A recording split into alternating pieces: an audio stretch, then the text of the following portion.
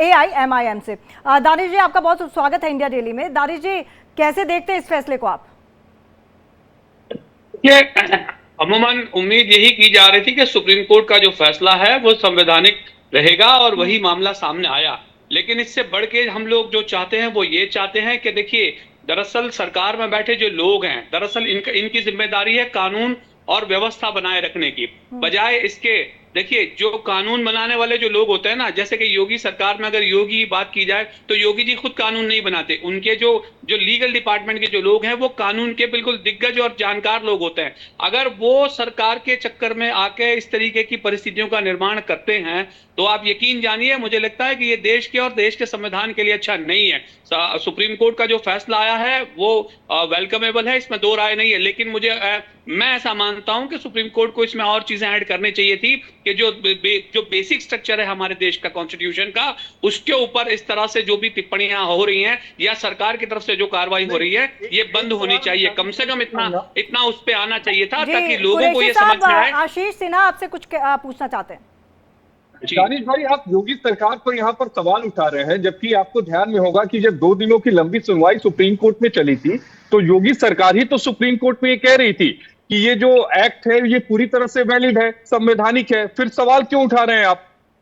देखिए, मैं आपको बताऊं क्यों सवाल उठा रहे हैं। क्योंकि दिक्कत मैं यही कह रहा हूं, दिक्कत ये है कि भारतीय जनता पार्टी की जो बेसिक जो सोच है वो मदरसों के खिलाफ आपको तमाम राज्यों में नजर आएगी। चाहे अगर आपको आसाम नजर आता हो, चाहे उत्तर प्रदेश नजर आता हो, चाहे गुजरात नजर आता हो, चाहे राजस्थान नजर आता हो, तो ये तमाम चीजें आपको दिखाई पड़ती हैं। मैं आपको यही कह रहा हूं कि ये जो भी चीज कानून बनाने वाले जो वर्ग होता है, जैसे कि किसी भी राज्य की सरकार का जो जो वर्ग है, कानून बनाने के लिए बिल्कुल समझदार और कानून के जानकार लोग होते हैं। योगी जी खुद नहीं बनाते या हेमंत बिश्व शर्मा खुद नहीं बनाएंगे, उनका कानून विभाग जो है वो बनाएगा। वो लोग इस चीज के जानकार होते हैं कि संविधान को किस तरीके से मतलब लेके किया जाए। बावजूद इसके इस तरीके का पिंच आउट करना मुसलसल। मैं समझ नहीं पा रहा हूँ दिक्कत कहाँ पे आ रही है। क्या आपको ये लग रहा है कि जो सुप्रीम कोर्ट ने कहा कि मदरसों के एजुकेशन में, मॉडर्न एजुकेशन बच्चों को तामील में दी जाए, गरीब मजलूम बच्चों को मॉडर्न एजुकेशन दी जाए, उससे आपको दिक्कत हो रही है?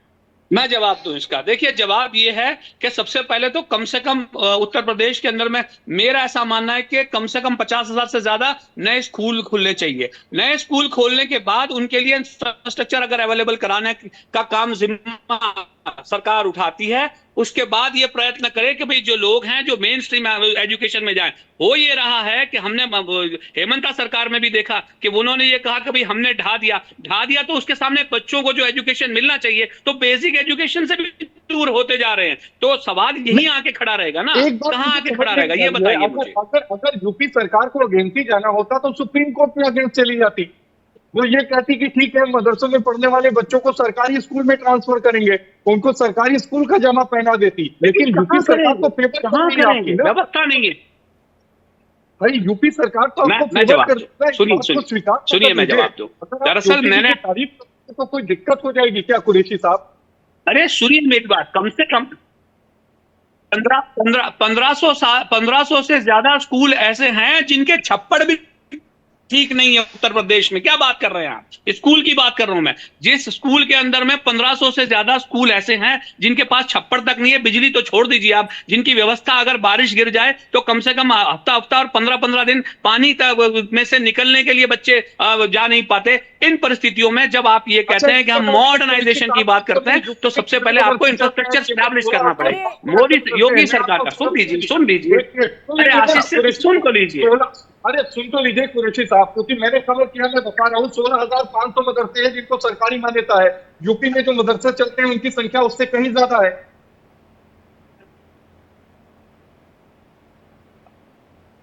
आपका क्वेश्चन रिपीट करिए, मेरी आवाज मुझे समझ में नहीं आ रहा, आवाज नहीं आई आपकी सर। साहब, मैं ये कह रहा हूँ कि यूपी के मदरसों की जो संख्या है वो सरकारी मान्यताओं से कहीं ज्यादा है। 16,500 मदरसों को सरकारी मान्यता मिली है। उसके अलावा कई सारे ऐसे मदरसे हैं जो अवैध तरीके से चल रहे हैं। क्या उस पर भी कुरैशी साहब कुछ बोलेंगे? क्या वहां पर बच्चे पढ़ने वाले हमारे भाइयों को क्या सही तालीम नहीं मिलनी चाहिए क्या? बिल्कुल, लेकिन मैं तो ये कहता हूं कि जितने भी प्राइवेट स्कूल हैं और प्राइवेट जितने भी इंस्टीट्यूट हैं सब बंद हो जाने चाहिए, सरकारी स्कूल ही होने चाहिए। लेकिन सरकार के अंदर में प्राइवेटाइजेशन तो खुद योगी सरकार और मोदी सरकार चला रही है। नहीं नहीं नहीं, आप दो बात कर रहे हैं, सुनिए सिंह साहब, दो बात। आशीष एक बार सौरभ दुबे का रिएक्शन ले लेते हैं कुरैशी साहब के डिस्कशन पर। सौरभ, क्या कहना चाहेंगे आप? देखिए, जो आशीष जी की बात है और जो दानिश जी की बात है वो एक ही सिक्के के दो पहलू हैं, अलग अलग बातें नहीं है। वो सोच समझने में कंफ्यूजन हो रहा है। अभी जिस प्रकार से आशीष जी ने बताया कि 16,500 मदरसों को यूपी सरकार ने ही मान्यता दी। भाई, मदरसा बोर्ड का चेयरमैन उत्तर प्रदेश सरकार ने ही तो बनाया, योगी सरकार ने, उसको बंद तो नहीं किया। और जो हाई कोर्ट के फैसले के खिलाफ सुप्रीम कोर्ट ने आदेश दिया है, ये सरकार के खिलाफ आदेश नहीं दिया है, ये तो वहां की हाई कोर्ट ने फैसला सुनाया था कि ये मदरसे बोर्ड असंवैधानिक है। सरकार तो कह रही है कि संवैधानिक है, और संवैधानिक है तभी सरकार ने मदरसा बोर्ड के जो चेयरमैन है उनकी नियुक्ति की, तभी 16,500 मदरसाओं को, जो मदरसे हैं वहां पर, उनको कानूनी रूप से जो है मान्यता दी सरकार ने।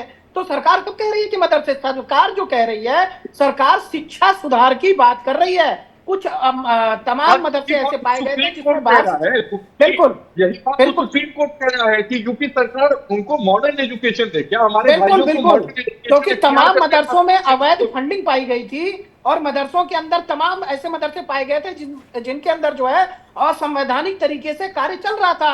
उन मदरसों पे कार्रवाई की, उनको बंद किया गया। आप ध्यान दीजिए, उसकी कुरैशी जी नहीं बोल रहे हैं, वो टॉपिक को डाइवर्ट कर दे रहे हैं, प्राइवेट स्कूल पे चले जा रहे हैं। बिल्कुल बिल्कुल। सिन्हा साहब, अगर आपको पार्टी बनना है तो मुझे कोई अफसोस नहीं है, लेकिन मैं आपसे ये पूछ रहा हूँ कि 1500, लेकिन कुरैशी साहब आंकड़े, आशीष तो आंकड़े बता रहे हैं ना।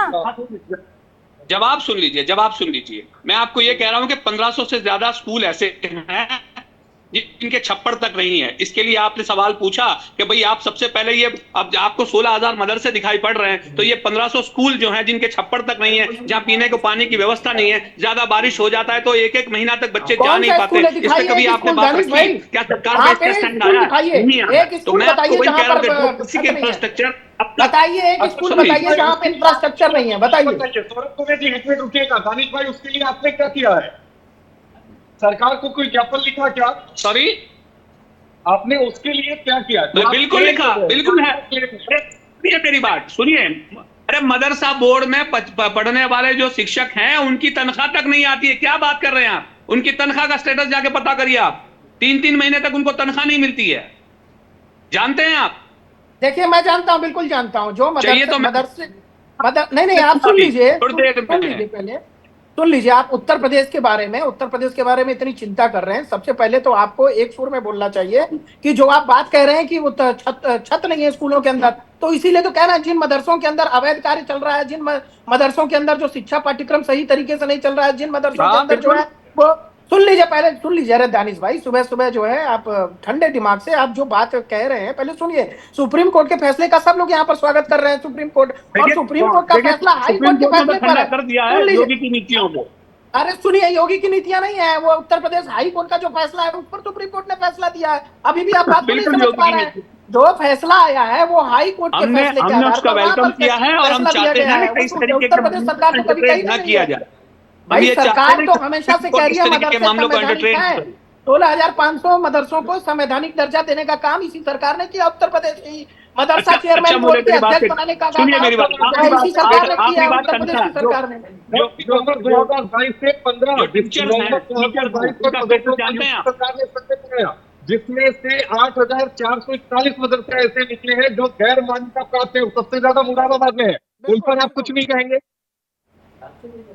नहीं, बिल्कुल कहेंगे। सुनिए, मैं आपको एक बात कहूं, सबसे पहली जिम्मेदारी तो सरकार स्वरूप में काम करना है। सुनिए, अरे सुन लीजिए, आप बीच में इंटरप्ट करेंगे तो कैसे चलेगा साहब?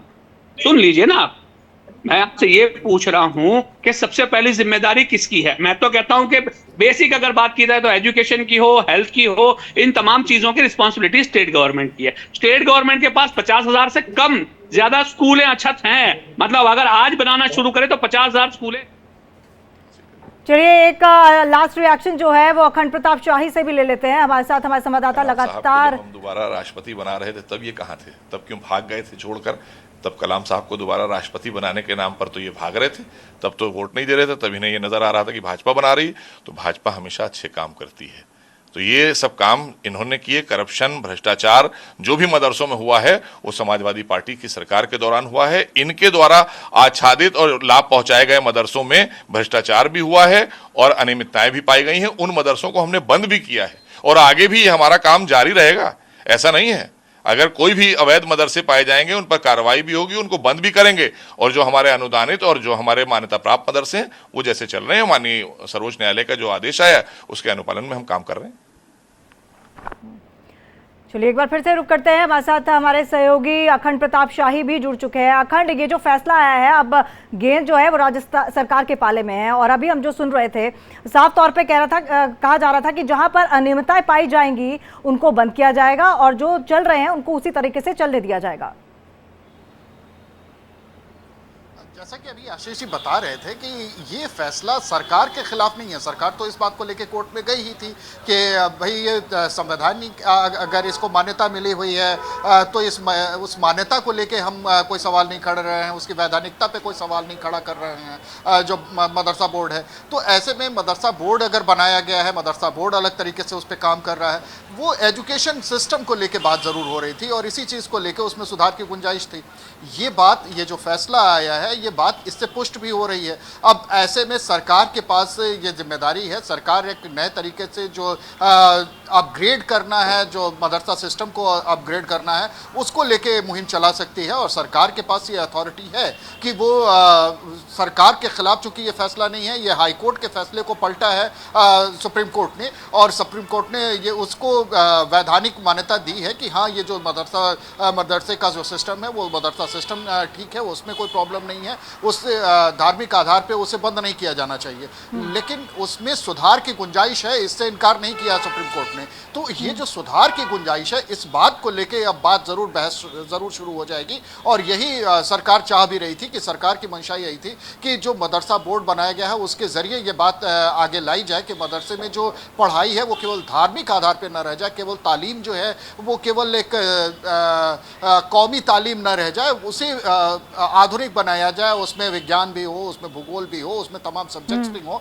कंप्यूटर भी उसमें शामिल कराया जाए और जो नए नए सब्जेक्ट इस समय आ रहे हैं, सबके कोर्स में शामिल हो रहे हैं, उन कोर्सों को भी वहाँ पे पढ़ाया जाए और इससे ताकि एक जो विकसित भारत है उसकी संकल्पना को साकार किया जा सके। तो ये जो कोशिश है, इसको लेके अब सरकार के पाले में गेंद आ गई है और सरकार इससे बिल्कुल, सरकार इससे कहीं भी नाखुश नहीं होगी क्योंकि सरकार की मंशा ये थी ही नहीं, सरकार इस बात के लिए लड़ ही नहीं रही थी सुप्रीम कोर्ट में कि ये वैधानिक है या नहीं है, इसको जो मदरसा सिस्टम है उसके विरुद्ध जा रहे हैं। तो इस तरीके की कोई बात सरकार की तरफ से नहीं आई थी। सरकार ने यही बात रखी थी कि ये जो पूरा सिस्टम है, सिस्टम में बदलाव होना चाहिए, जो एजुकेशन सिस्टम है, एजुकेशन सिस्टम को बेहतर होना चाहिए और जो दीनी तालीम है वो दीनी तालीम में एक जो प्रोग्रेसिव एजुकेशन है, उस प्रोग्रेसिव एजुकेशन को उसमें लाया जाना चाहिए। तो सब्जेक्ट्स को शामिल करने की बात हो रही थी और निश्चित तौर पर ये बहुत सारे मदरसे ऐसे भी रहे हैं, 500 से ज़्यादा मदरसे ऐसे रहे हैं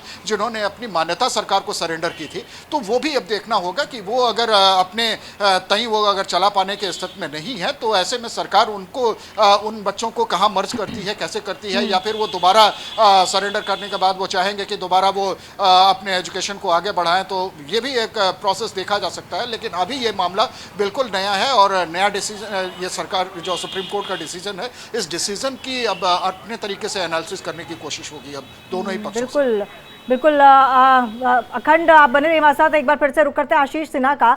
आशीष, जिस तरह से अखंड बोल रहे हैं कि अभी ये नया फैसला है, तो ये क्या पचाने में समय लगेगा क्या?